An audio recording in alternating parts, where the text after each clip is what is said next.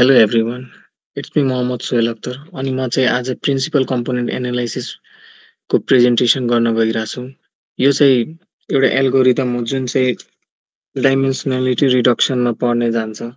यो पिसिए बुझ्नको लागि पहिला चाहिँ हामीले कर्स अफ डाइमेन्सन बुझ्नुपर्छ। कर्स अफ डाइमेन्सन भनेको फिचर नै हो। हाम्रो डेटा सेटमा धेरै फिचरहरू हुन्छ। जति धेरै फिचर बढ्छ त्यति हाम्रो मोडलको एक्युरेसी घट्दै जान्छ।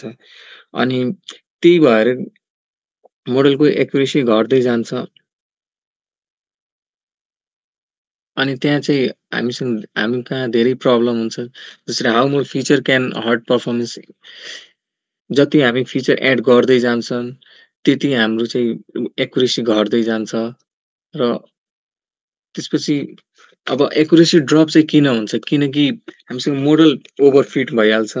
मोडल चाहिँ ओभरफिट हुने जान्छ अनि कन्फ्युजन चाहिँ इन्क्रिज हुन्छ र अर्को चाहिँ डिग्रेडेड पर्फर्मेन्स हुन्छ। डिग्रेडेड पर्फर्मेन्स के हुन्छ भनेको ज जसरी एउटा एभ्री फिचरमा हामी चाहिँ म्याथमेटिकल एक्सप्रेसनहरू गर्छौँ अनि त्यो एभ्री फिचरमा म्याथमेटिकल एक्सप्रेसन गर्दै जाँदा हामीसँग चाहिँ त्यसको पर्फर्मेन्स चाहिँ क्याल्कुलेसनको पर्फर्मेन्स चाहिँ स्लो हुन जान्छ।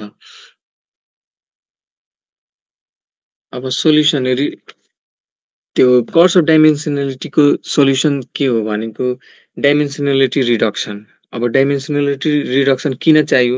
त्यसले चाहिँ कर्स अफ डाइमेन्सनको प्रिभेन्ट गर्छ अनि अर्को चाहिँ पर्फर्मेन्सलाई इम्प्रुभ गर्छ र हाम्रो डेटालाई भिजुअलाइज गर्छ। हामी 3D मा 2D मा हेर्न सक्छौँ। अब डाइमेन्सनालिटी रिडक्सन गर्नको लागि 2 टा वे छ। एउटा चाहिँ फिचर सिलेक्सन अनि अर्को चाहिँ फिचर एक्सट्र्याक्सन। फिचर सिलेक्सनमा हामी फिचर सिलेक्सनमा के गर्छौँ इम्पोर्टेन्ट फिचरलाई हामी सिलेक्ट गरेर अनि त्यसपछि हामी आफ्नो मोडललाई ट्रेन गर्छौँ। अनि फिचर एक्सट्र्याक्सनमा के हुन्छ कि हामी एउटा पनि फिचरलाई एक्सक्लुड नगरेर एभ्री फिचरबाट एक्सट्र्याक्ट गरेर 1D or 2D or 3D मा एक्सट्र्याक्ट गरेर फिचरलाई अनि त्यसपछि हामी आफ्नो मोडललाई ट्रेन गर्छौँ। फिचर एक्सट्र्याक्सन हाम्रो पिसिए प्रिन्सिपल कम्पोनेन्ट एनालाइसिस फिचर एक्सट्र्याक्सनमा पर्छ। फिचर एक्सट्र्याक्सन इम्पोर्टेन्ट किन हो किनकि हामी एउटा पनि फिचरलाई ड्रप नगरेर त्यसलाई बरु ट्रान्सफर गरेर एक्सट्र्याक्ट गरेर ट्रान्सफर गरेर अनि एभ्री फिचरलाई अनि न्यू फिचर बनाउँछौँ। फर जसरी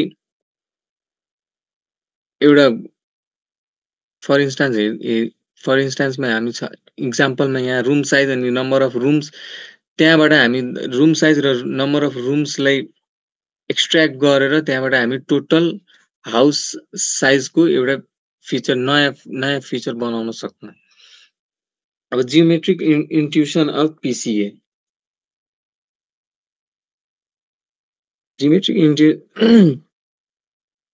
यसको मेन गोल चाहिँ पिसिएको मेन गोल चाहिँ डाइमेन्सनलाई रिड्युस गर्ने from 2D to 1D from 3D to 1D अनि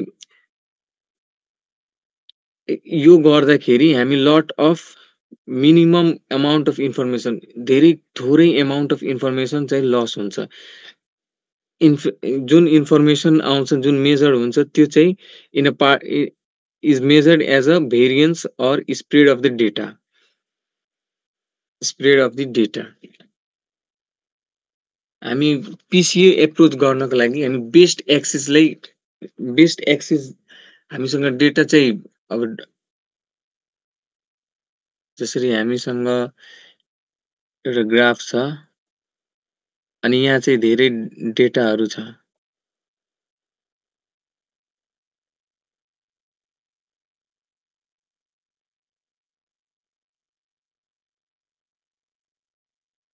हामी बेस्ट एक्सिसलाई चाहिँ फिचर पिसिए चाहिँ भन्छौँ।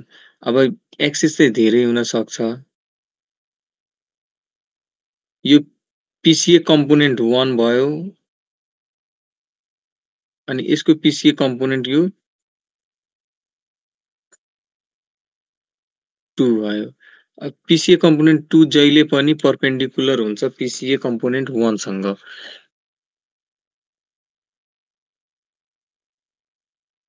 प्रिन्सिपल कम्पोनेन्ट्स द नेम अब के eigen vectors and eigen values जति धेरै eigen vectors and eigen values भनेको जसरी हाम्रो जति जति पोइन्ट हुन्छ त्यसलाई हामी ट्रान्सफर्म गर्छौँ एक्स एक्सिस अनि वाइ एक्सिसमा अनि त्यो स्पेसल ट्रान्सफर्मेसनलाई हामी आइगन डिकम्पोजिसन भन्छौँ अनि त्यो आइगन डिकम्पोजिसन फाइन्ड गर्नको लागि हामीलाई आइगन भ्यालु अनि आइगन भेक्टर्स फाइन्ड गर्नुपर्छ। जति धेरै आइगन भेक्टर्स हुन्छ त्यति धेरै हाम्रो पिसिए हुन्छ, भेरिएन्स हुन्छ अनि त्यति धेरै नै हाम्रो मोडल चाहिँ